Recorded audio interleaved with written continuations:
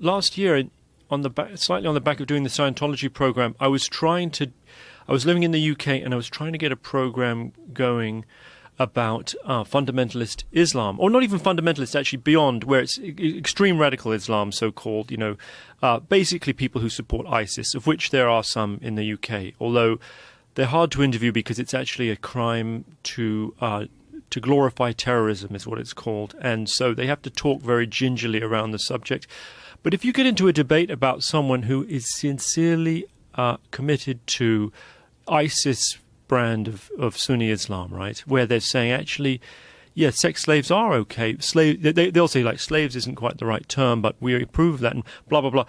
And then they say, well, by what authority do you challenge what we believe, right? When you start coming at them with some kind of humanistic, secular, liberal sort of view of life, and you try and explain, well, I'm not basing I don't have an authority as such, like I'm not preaching a religion. I'm just saying, it's kind of better to be nice to people.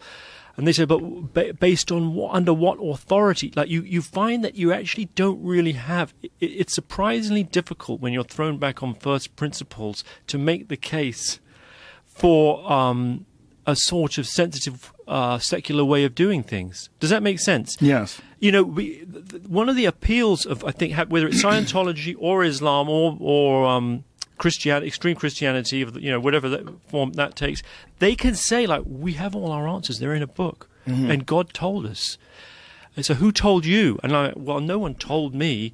I'm relying on a 2 millennia old tradition, founded in Greco-Roman times, with various people, interpreters over the years, but actually, I can't really articulate that in 10 words. Do you know what I mean? Yes.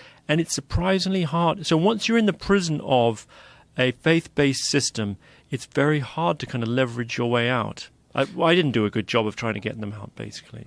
Well, it's very difficult when they say that, like, by what authority? And you realize you don't have any, and they think they do. Yeah. And that's where it gets weird. You're like, I don't have a book. Like, whatever we call the other way of doing things, And also, you don't want to say, like, well, in Western tradition, right. You're trying not to, because whether we like it or not, all our beliefs have some sort of geographic and temporal specificity to them. As much as we might want to say that there are golden rules that exist through time and space, I don't think there really are. These are all kind of constructed.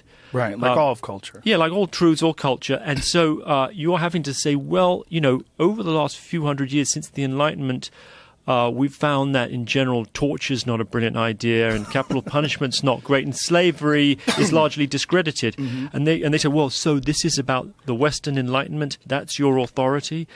And I don't want to be kind of basing it on that. So I slightly made a hash of it. After I did the interview, my producer said to me, yeah, I think he kind of owned you in that interview.